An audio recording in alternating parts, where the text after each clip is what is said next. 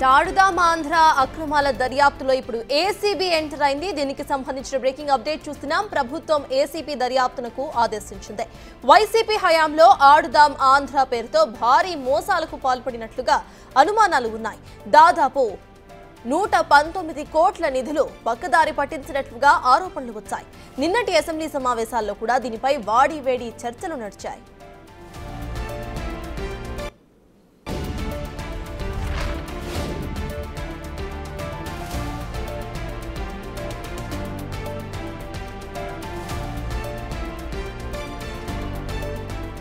మాజీ మంత్రి రోజా, మాజీ షాప్ చైర్మన్ బైరెడ్డి సిద్ధార్థరెడ్డిపై SAAP chairman Ravi Naidu hot comments చేశారు. వారిద్దరూ కూడా జైలుకు వెళ్లడానికి సిద్ధంగా ఉండాలని వార్నింగ్ ఇచ్చారు. ఆయన ఆడుదాం ఆంధ్రలో జరిగిన అక్రమాలపై విచారణకు ఆదేశించామని 45 రోజుల్లో నివేదిక వస్తుందని హెచ్చరించారు.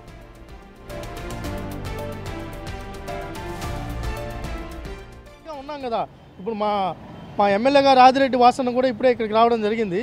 మా వాసన్న కూడా అసెంబ్లీ సాక్షి చెప్పారు, అడిగారు కదా, దమ్ముంటేనా దమ్మున్న ప్రభుత్వం కూటమి ప్రభుత్వం ఖచ్చితంగా తప్పు చేశారని స్పష్టంగా తెలుసు కాబట్టి ఈరోజు భయపడి ఉన్నారు. ఈరోజు ఆడుదాం ఆంధ్ర విచారణ జరుగుతూ ఉంది. ఎందుకు అంత తొందరపాటు? రాత్రి వెళ్ళిపోవాలనే అంత తాపత్రయం ఉంటే పంపిస్తాం ఖచ్చితంగా. కాకపోతే మీ మాతో వ్యక్తిగత కక్షలు ఉండవు కాబట్టి చట్టం దాని ప్రకారం దాన్ని చేసుకుంది. సిగ్గుంటే క్రీడాకారులు అందాల్సిన డబ్బును బొక్కేశారు వీళ్ళు మాట్లాడుతుంటే ఏమనాలి వీళ్ళని? ఎంత దారుణం! అసలు నువ్వు ఏం చేసావు? ఒక్క క్రీడాకారునన్నా గుర్తించామని మేము అడుగుతున్నాం. సరే, ఇప్పుడు మేము అధికారంలో ఉన్నాం, మాది ప్రశ్నించేది అయిపోయింది. మేము ప్రజలకు ఏం చెప్పాలో మీరు ఏం చేశారో స్పష్టంగా ఆ రోజు చట్టం తన పని తను చేసుకొని పోతుంది.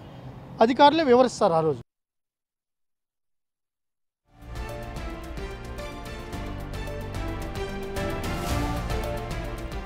ఆడుదాం ఆంధ్ర అక్రమాలపై ఇప్పుడు ప్రభుత్వం ఏసీపీ దర్యాప్తునకైతే ఆదేశించింది. మరో 45 రోజుల్లో ఇటు రోజా మరియు శాప్ చైర్మన్ అటు జైలుకు వెళ్లాల్సి వస్తుందంటూ కూడా కమెంట్స్ చేస్తున్నారు. వైసీపీ హయాంలో ఆడుదాం ఆంధ్ర పేరుతో భారీ మోసాలకు పాల్పడినట్లుగా అనుమానాలు ఉన్నాయి. దాదాపు 119 కోట్ల నిధులు పక్కదారి పట్టించినట్లు ఆరోపణలు కూడా వచ్చాయి. నిన్నటి అసెంబ్లీలో దీనికి సంబంధించి వాడివేడి చర్చలు కూడా నడిచింది. అయితే ఇప్పుడు దీంట్లో ఏసీబీ అధికారులు ఎంట్రీ ఇవ్వబోతున్నారు. మాజీ మంత్రి రోజా, మాజీ శాప్ చైర్మన్ బైరెడ్డి సిద్ధార్థరెడ్డిపై శాప్ చైర్మన్ రవినాయుడు కొన్ని హాట్ కమెంట్స్ చేశారు. వీరిద్దరూ కూడా త్వరలోనే జైలుకు వెళ్లడానికి రెడీగా ఉండాలంటూ ఒక వార్నింగ్ కూడా ఇచ్చారు. వారిద్దరూ జైలుకు వెళ్లడానికి సిద్ధంగా ఉండాలి. ఆడుదాం ఆంధ్రలో జరిగిన అక్రమాలపై విచారణకు ఆదేశించామని 45 రోజుల్లో నివేదిక ఖచ్చితంగా వస్తుందని హెచ్చరించారు.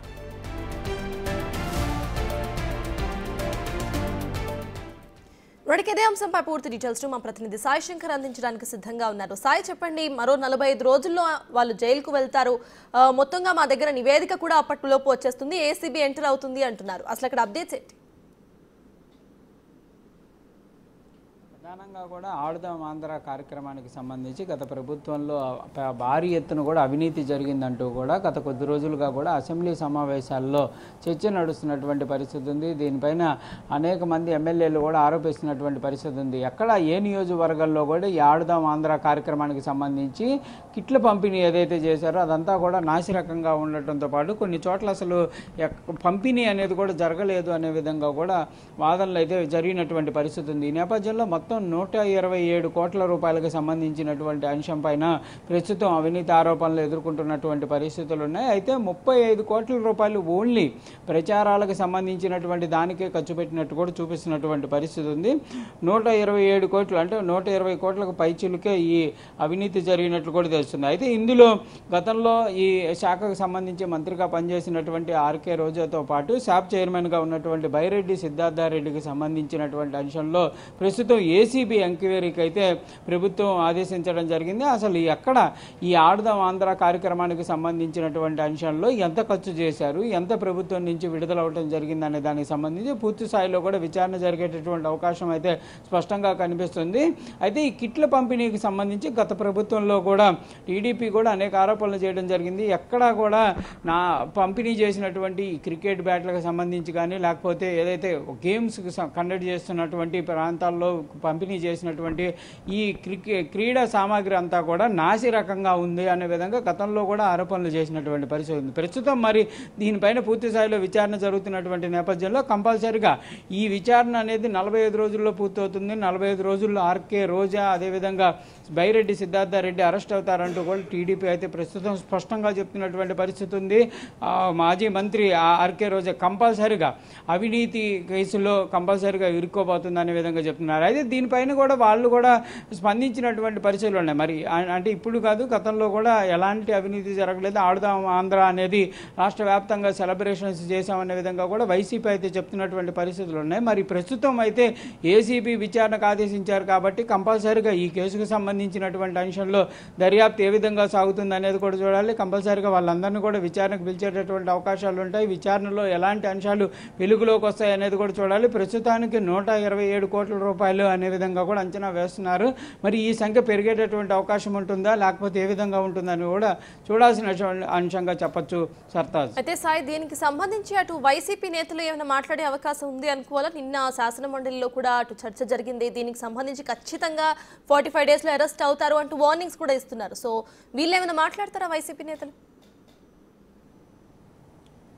అయితే ప్రధానంగా వైసీపీ మాత్రం ఈ అంశానికి సంబంధించి ఈ ఆడుదాం ఆంధ్ర కార్యక్రమం పైన అవినీతి కానీ ఈ ప్రోగ్రాం కరెక్ట్గా నిర్వహించలేదనే దానిపైన అయితే వైసీపీ కూడా మాట్లాడుతున్నారు. ప్రోగ్రాము గ్రాండ్ సక్సెస్ చేశాము, గతంలో ఎవరూ చేయనటువంటి విధంగా ఈ ప్రోగ్రాంని చేయడం జరిగింది. ఇందులో చాలామంది కూడా రాష్ట్ర స్థాయి క్రీడాకారుల దాకా వచ్చినటువంటి పరిస్థితి ఉంది అనే విధంగా కూడా వాళ్ళైతే చెప్తున్నటువంటి పరిస్థితి ఉంది. గ్రామీణ స్థాయిలో ఉన్నటువంటి ఈ క్రీడలకు సంబంధించి ఎవరైతే వాళ్ళకి ప్రతిభ ఉండి బయటికి రాలేని వాళ్ళందరినీ వెలుగులో తీసుకొని వచ్చామనే విధంగా కూడా వైసీపీ అయితే చెప్తున్నటువంటి పరిస్థితి ఉంది. కానీ ఇక్కడ టీడీపీ అయితే క్లియర్గా చెప్తుంది, ఈ కార్యక్రమాన్ని ఓన్లీ ఆర్భాటం చేశారు, ప్రచారం చేశారు తప్ప ఎక్కడా కూడా నిర్వహణ జరిగినటువంటి పరిస్థితులు లేవు.